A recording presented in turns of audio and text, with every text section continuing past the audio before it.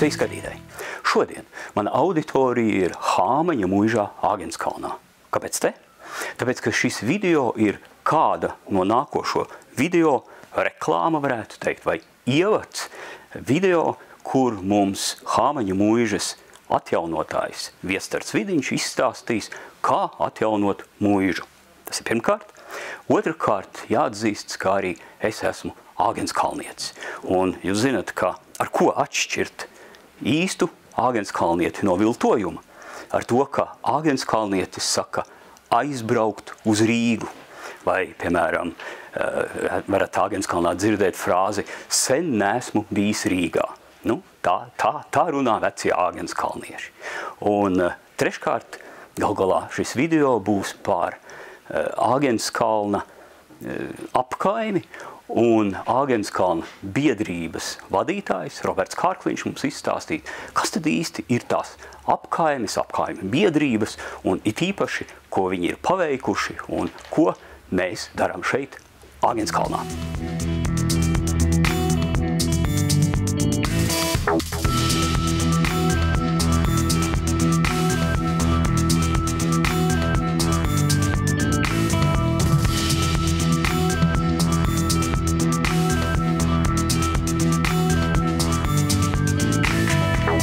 Paldies, Jāni, ka uzaicināja piedalīties video auditorijā.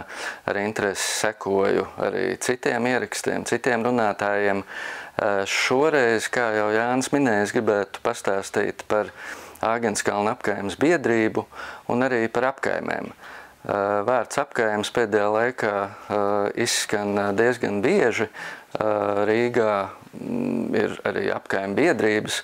Un bieži vien cilvēki īsti nesaprot vai nezina, kas ir apkaime, kas ir biedrība, ko tās dara. Rīgā ir 58 apkaimes, taču tas nav administratīvais dalījums. Administratīva Rīga ir sadalīta 6 rajonos. Centra rajons, Kurzemes priekšpilsēta, Zemgales un citas. Bet kas tad ir apkaime? Latviešu valodā šis vārds ļoti skaidri norāda, ka tas ir kaut kas, kas mums apkārt tūmā. Tādas vienotas definīcijas par to, kas ir apkaime, nav, bet visbiežāk tiek minēts, ka tā ir funkcionāli un ģeogrāfiski nodalīta teritorija pilsētā, arī ārpus pilsētas. Angļu valodā visbiežāk lieto vārdu neighborhood, un šeit jau parādās interesanta nianse, tas ir tāda kaimiņu būšana.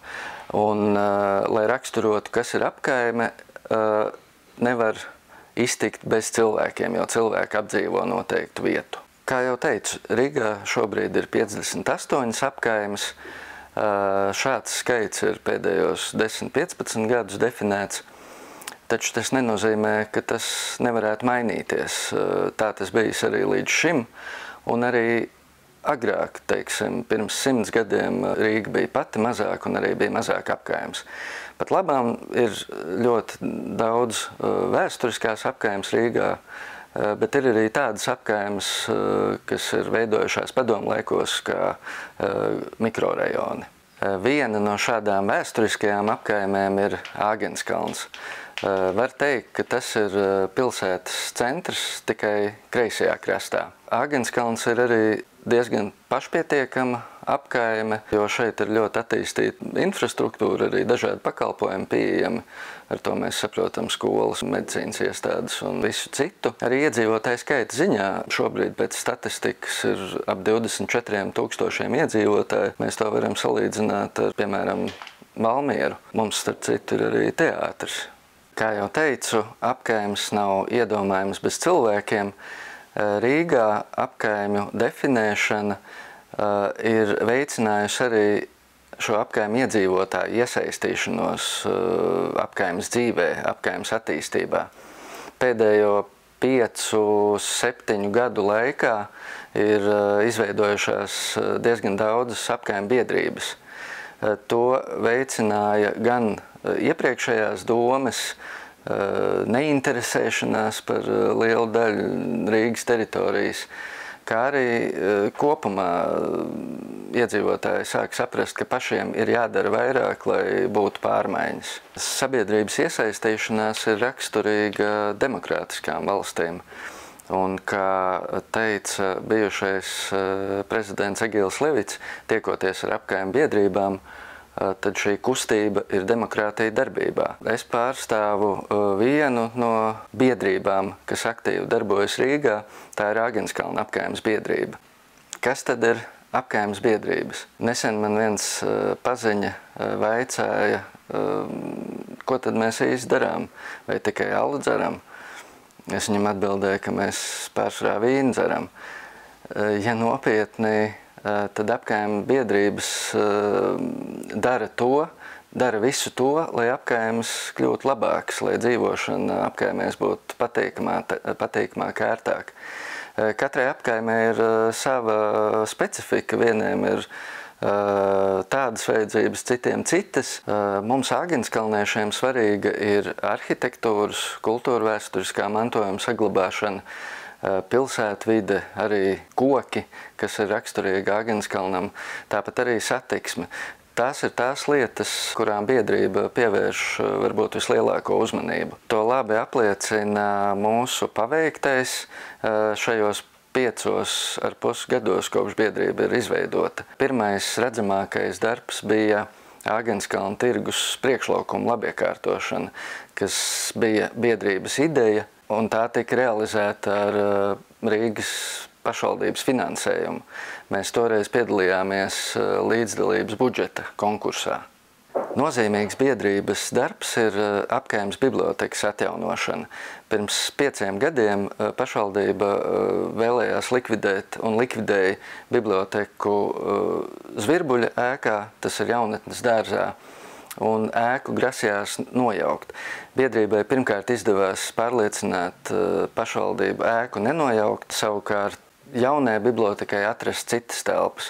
Tas ir realizēts, un mēs ceram, ka arī Zvirbuļa ēka atgriezīsies apritē un kalpos sabiedrības vajadzībām. Biedrība lielu uzmanību pievērš satiksmes drošības uzlabošanai Āgenskalnā.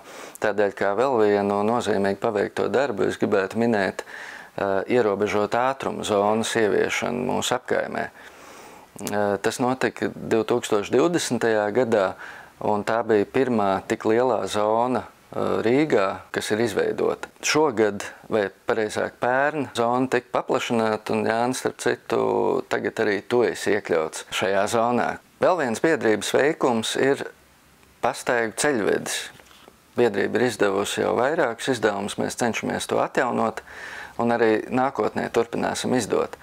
Ceļvedī ir iekļaut vairāki maršruti ar interesantām apkaimes vietām. Āgenskalna īpaša vērtība ir koki, sevišķi lielie koki. Biedrība izstrādāja projektu, kā atjaunot kokus ielu telpā, kur tie agrāk bija bijuši, bet bija dažādi iemesli dēļ zuduši. Ir liels gandarījums, ka pagājušajā gadā pašvaldība, balstoties arī uz mūsu sagatavoto informāciju, sāka šo koku atjaunošanu vai stādīšanu. Droši vien katram iedzīvotājam ir idejas, kā uzlabot dzīvi savā apkaimē. Nereti tās izdodas arī realizēt, tomēr citreiz kādi šķēršļi liek atmest iecerēju ar roku. Biedrību priekšrocība ir tāda, ka biedrībās apvienojas dažādu profesiju, dažādu kompetenci cilvēki, un biedrība iegūst daudz lielāku spēku, kas palīdz efektīvāk virzīties uz mērķi, iespējams ātrāk to sasniegt. Tomēr arī tas var būt mānīgi, jo dažreiz līdz pirmiem rezultātiem paiet vairāki gadi. Arī mums tā bija. Un tikai 2., 3. gadā jau var redzēt pirmos savu darba augļus. Tādēļ es ieteiktu gan citām biedrībām, gan arī vienkārši iedzīvotājiem nenolaist rokas pie pirmajām neveiksmēm un aicinātu būt aktīviem, iesaistīties varbūt jau esošajās biedrībās vai veidot jaunas, ja tādas jūsu apkaimē nav. Un tas attiecas ne tikai uz Rīgu, bet arī uz visu Latviju, arī uz mazākām pilsētām. Vietēji iedzīvotāji var būt ļoti labi palīgi tieši arī savām pašvaldībām, jo daudz labāk pārzina savas apkaimes, savas apkārtnes vajadzības. Uz to es arī aicinātu visus un padomāt par to, kādā veidā var palīdzēt savai apkaimei.